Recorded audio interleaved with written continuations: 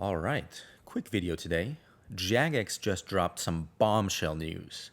I'll have their original video and news post linked below if you do want to check them out for yourself, but today I just want to summarize the key points and share my thoughts and feedback. So we got some huge updates about the future of monetization and microtransactions in Runescape, but also some subtle and, in my opinion, really exciting hints that we as players might finally be getting a bigger voice in the game's direction. So let's get into this. Even if Jagex won't ever recognize me as an official content creator or let me into their elusive creator program, I've still got a solid platform here. This is a small to medium-sized Runescape channel, and I'm a very dedicated long-term player who wants to see this game thrive just as much as the developers do. So I think it's valuable that I keep sharing my constructive criticisms and my praises when appropriate here on YouTube. And that's going to bring me to today's news. I have a lot of praise for what I just read and watched. Now, it might be small to medium time on YouTube, like I said, but I still want to publicly applaud what I witnessed today. This is one of the best steps that Jagex has ever taken to seriously address MTX concerns in RuneScape.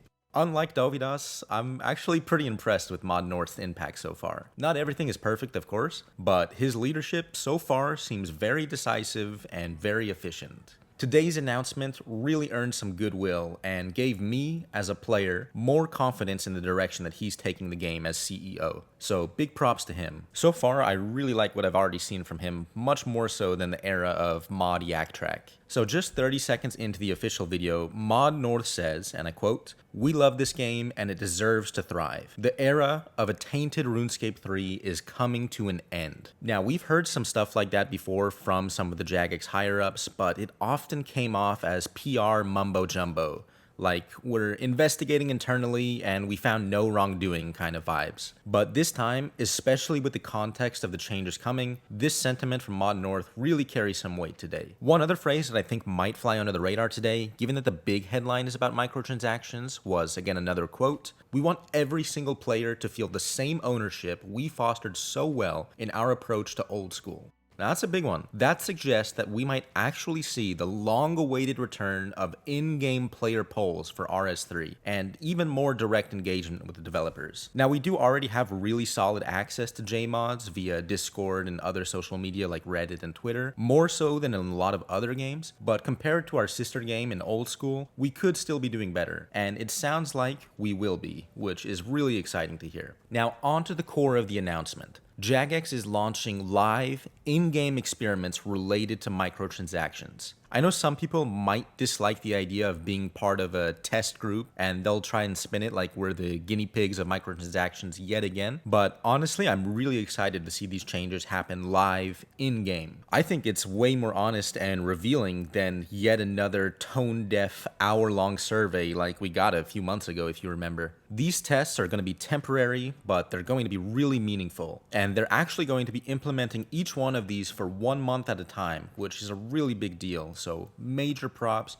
I'm super stoked to see it. So let's talk about those 3 big experiments. Experiment 1, disabling Treasure Hunter. What is this, the Twilight Zone? Did you ever think you'd actually hear those words, let alone believe them? Now, they'll still be selling experience lamps and stars directly during this time, but even so, disabling the actual treasure hunter system, even for just 1 month, is massive. Being able to directly buy XP instead of going through this heavily gamified and borderline predatory gambling simulator at times, that's a big win. Buying exactly what you want, when you want, without all the nonsense of protein items, coin bags, ottomans, silverhawk feathers, etc. That's going to be a big breath of fresh air for a lot of players. Personally, I have no issue with direct microtransactions like that. I bought a lot of experience on my main using bonds for keys, and I hated all of those clutter items. I just wanted the lamps and the stars to speed up my 5.8 bill XP grinds. So seeing that this is what they're actually going to be doing this time,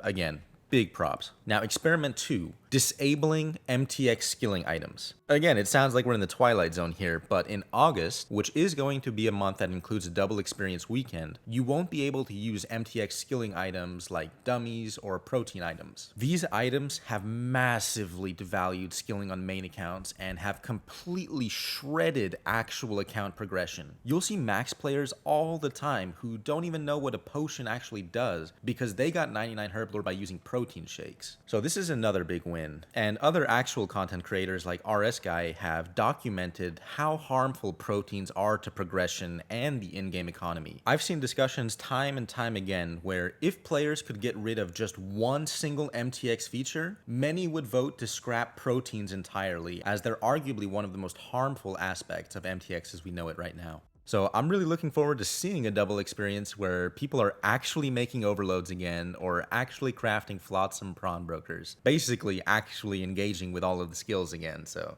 that's gonna be a big one. Well done once again.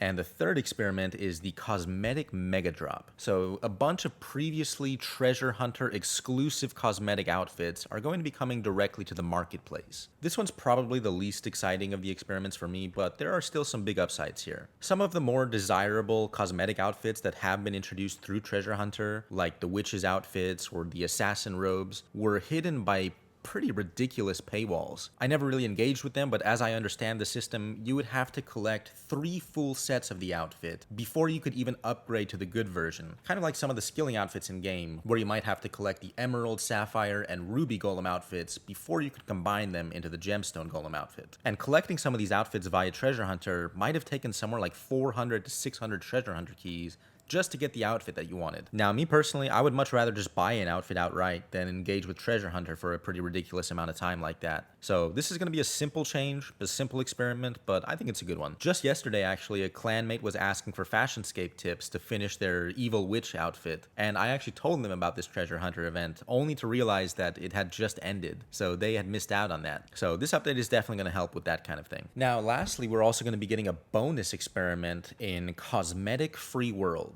These are going to be worlds where all cosmetics are disabled, so you'll actually be able to see the gear that people are wearing. Personally, cosmetics never bothered me too much, even with some of the ridiculous ones like the Particle Overdose outfit, the Giant Dragon Heads, or the Pup outfit. Most people generally keep their outfits pretty tame, but I see some huge benefits here with the cosmetic free worlds. For one, new or more inexperienced players will be able to see real and level appropriate gear being used in the wild while they're actually playing the game. And this is something we often overlook as people who've played the game for years and years, but that's a very educational experience in the game. I remember first learning about the Slayer helmet just by seeing someone wear it while they were training Slayer and asking them about it. So these cosmetic free worlds can also bring back some of that peer-to-peer interaction about gear, about account progression, and PVM setups. Even as a content creator or unrecognized hobbyist, it could lead to some funny moments and clips. Imagine going to Zuck and seeing someone in Death Lotus armor and a masterwork getting ready to go. That would make a funny clip. Old School has this kind of charm all the time. You'll see streamers reacting to goofy setups and they'll say things like, well, you just know that guy's having way more fun than we are. So yeah, when those cosmetic free worlds do come out, I'll happily be playing on those worlds to support this idea, even if it means giving up my famous snowman outfit for a bit. So overall, I'm really happy to see some